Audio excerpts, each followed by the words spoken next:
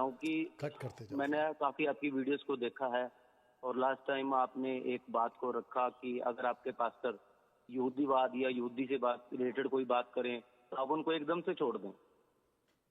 लेकिन हमारे पास तो ये सिखा रहे हैं कि यीशु मसीह भी यहूदी जाति के हैं और व्यवस्था भी यहूदियों को दी गई।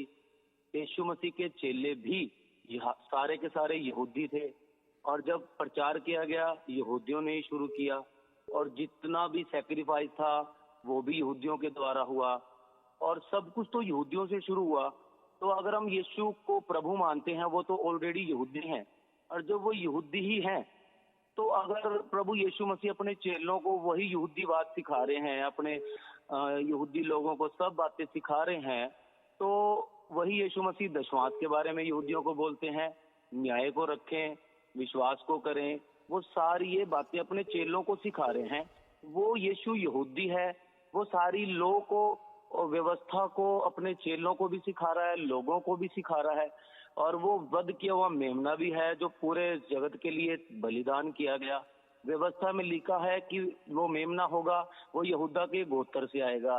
तो जब सारा कुछ यहूदियों के द्वारा ही हमारा उद्धार हुआ, यहूदियों ने चाहे अपनाया यीशु को चाहे नहीं अपनाया, लेकिन यीशु भी यहूदी था, पूरी यहूदी की व्यवस्था को पूरा किया, चेले भी यहूदी, सब कुछ यहूदी और एग्जाम्पल भी सारे यहूदियों वाले। इवन यीशु मसीह जो मत्ती की पुस्तक 25 अध्याय में जो 10 कुमारियों का जिक्र है वो भी शादी से रिलेटेड है, रैप्चर भी शादी से रिलेटेड है। 7 पर्व जो होने हैं जिसमें से 4 पर्व हो चुके हैं वो भी यहूदियों के हैं, 3 बाकी हैं वो भी यहूदियों के हैं।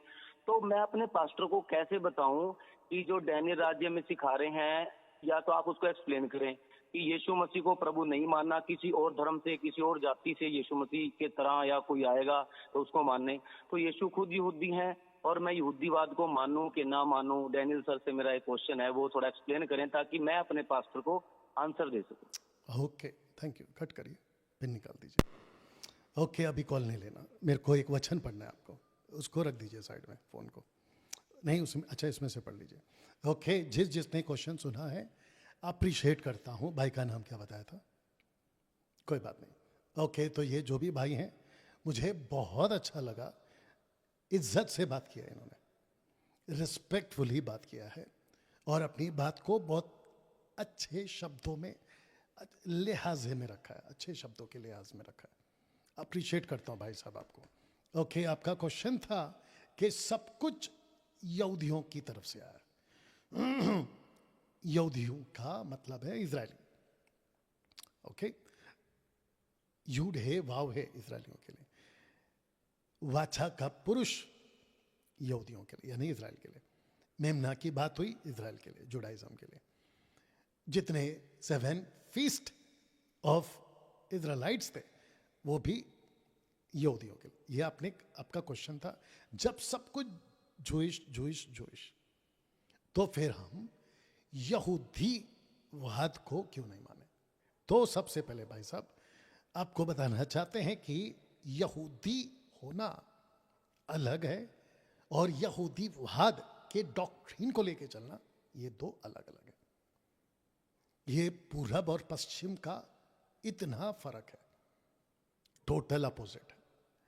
तो जुडाइज्म अलग है and the group of JUDA या इजराइलाइट्स वो अलग है। हमको इसको मिक्स नहीं करना है। तो आपके जो पास्टर है, ये तो $1,00,000 बोल देता हूं, आपका पास्टर जुडाइज्म या इजरायली नहीं है। ये अगर आप सुन रहे हैं तो उनको भी बता देना आप इजरायली नहीं है। और जिन्होंने अभी क्वेश्चन किया, ना ही आप यहूदी हैं। हम जिस प्रभु यीशु की बात कर रहे हैं, उनका जो बैकग्राउंड है ना, या उनका जो आना है ना, वो जुडाइज्म है। माफ करना, वो जूडा से आया यानी इजरायलियों से आया। अब जिस प्रभु की आपने बात रखी है, आपके पास्टर को जो समझाना, उन पास्टर को गलातियों 5 का 1 से, जब तक मैं नहीं बोलूं पढ़ते जाना, गलातियों की किताब उसका 5 का 1 से पहले पढ़ना शुरू करिए। गलातियों 5 का 1 से। जी, आपकी पूरी ताकत लगा दो। मसीह ने स्वतंत्रता के लिए हमें स्वतंत्र किया है। ओके, स्वतंत्रता तो स्वतंत्रता कहां से मिली, उसका बी पार्ट कहता है, नीचे पढ़िए। इसलिए हमें स्थिर रहो, इसलिए इसमें स्थिर रहो। हाँ, नेक्स्ट। और दासत्व के जुए में फिर से न जूतो। बस यहां रुक जा। दासत्व, दासत्व का जुआ व्यवस्था है। किसको दिया था? 613 कानून दिया था यहूदियों को। उसको कहते हैं यहूदीवाद, उसको कहते हैं जुडाइज्म। जो 613 कानून है उसको फॉलो करना है। तो ऐसा क्यों कहता है ये पौलुस? पौलुस खुद भी बेंजामिन गोत्र का है। गमलीएल के पैरों के पास बैठकर हजारों के स्टूडेंट में ये टॉपर था। टॉपर कौन? पौलुस। जो पहले बना था, पहले उसका नाम था शाऊल, ठीक है ना। ये खुद कहता है मसीह ने हमको स्वतंत्र किया है उसी जुडाइज्म से, जिसको कहता है दासत्व। अब आगे पढ़िए। वचन 2, मैं पौलुस तुमसे कहता हूं कि यदि खतना कराओगे तो। एक, खतना कराओगे तो खतना जुडाइज्म में आता है, यहूदीवाद में आता है, डॉक्ट्रिन में आता है। तो करना है या नहीं करना है, आइए सुनते हैं। मसीह से तुम्हें, वापस से पढ़िए। यदि खतना कराओगे तो मसीह से तुम्हें कुछ लाभ न होगा। अगर खतना कराओगे तो यहूदी यीशु से कुछ लाभ ना होगा। अब बताओ, तो यीशु कौन है? यहूदी है। पौलुस कौन है? यहूदी है। लेकिन डॉक्ट्रिन कौन सी है? यहूदीवाद। उसको करने को कहा है कि नहीं करने को कहा है? आइए पढ़ते हैं, वापस पढ़ो, आइए जल्दी। मैं पौलुस तुमसे कहता हूं कि यदि खतना कराओगे तो मसीह से तुम्हें कुछ लाभ न होगा। आगे। फिर भी मैं हर एक खतना कराने वालों को जताए देता हूं कि उसे सारी व्यवस्था माननी पड़ेगी। ओके, तो खतना का कनेक्शन व्यवस्था से आ गया और व्यवस्था का कनेक्शन खतना से आ गया। तो अगर कोई खतना कराएगा तो उसको सिर्फ खतना नहीं करानी है। अगर कोई दशमांश देता है तो उसको सिर्फ दशमांश नहीं देनी है। अगर कोई एनिमल सेक्रीफाइस करता है तो उसको सिर्फ एनिमल सेक्रीफाइस नहीं करनी है, बल्कि उसको पूरी, पढ़ो जल्दी, उसको पूरी सारी व्यवस्था माननी पड़ेगी। कितने कानून है? 613, उसको माननी पड़ेगी। तो इसका मतलब ये हुआ भाई साहब, जो आपने क्वेश्चन किया, सबसे पहली बात वापस कह देता हूं, आपने बहुत अच्छे तरीके से बात को रखी और मैं यही अपेक्षा करता हूं कि जो भी क्वेश्चन करे तमीज में करे, जैसे भाई ने किया। तो इस भाई को आगे पढ़वा देते हैं जी। तुम जो व्यवस्था के द्वारा धर्मी ठहरना चाहते हो, रिपीट करो। तुम जो व्यवस्था के द्वारा धर्मी ठहरना चाहते हो। तो इनके तरीके से आते हैं, अगर तुम यहूदीवाद के द्वारा धर्मी ठहरना चाहते हो, हाँ, मसीह से अलग। एक सेकंड, किससे अलग? मसीह से अलग। कौन सा मसीह? प्रभु यीशु। नहीं, यहूदी यीशु, यहूदी मसीह। तो यहूदी मसीह से अलग और अनुग्रह से गिर गए। अरे बाप रे, अनुग्रह से गिर गए। रुक जाइए, अनुग्रह से गिर गए।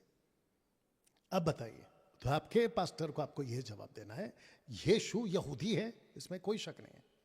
पूरी बाइबल यहूदियों को दी, इसमें कोई शक नहीं है। यीशु के जितने भी कानून बने थे उस वक्त में भी और यीशु के दरमियान भी 31 AD तक, वो सारे के सारे जुडाइज्म के लिए, यहूदियों के लिए। लेकिन जैसे ही 34 लगता है, स्टीफन की मौत हो जाती है, वहां से गॉस्पल चेंज हो जाता है, यानी कि शिफ्ट हो जाता है। चेंज नहीं, शिफ्ट हो जाता है। हाँ, उसको चेंज भी बोल सकते। In what terms? के सुसमाचार यहूदियों के हिसाब से नहीं, बल्कि सुसमाचार प्रभु यीशु के द्वारा। इसलिए गलातियों 1:6-7 में लिखा है कि जो सुसमाचार हमने सुनाया, कोई और सुसमाचार तुम्हें सुना, इसका मतलब व्यवस्था को मिलाकर वो श्रापित है।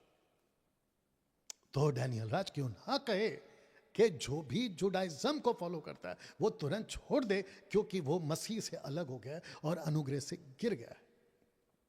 वो छोड़िए ना, इब्रानियों 6 और इब्रानियों 10 जानते हो क्या लिखा है? जो जानबूझकर गलत काम करे, गलत तरीके से जो शिक्षा उसने पाई है, वचन की शिक्षा पाई है, अगर वो उसको तोड़ता है तो वो मसीह को फिर से क्रूस पे चढ़ाता है। तो ऐसी व्यवस्था जो प्रभु को फिर से क्रूस पे चढ़ाए, ऐसी व्यवस्था को आप क्यों लेके चलना चाहते हो? आशा करता हूं कि आपको जवाब मिल गया होगा। इसीलिए आप लोगों को एक मौका दिया गया है। फोन नंबर रखा हूं, अपनी बात रखिए जैसे भाई ने रखे। अब लीजिए कॉल आता है तो।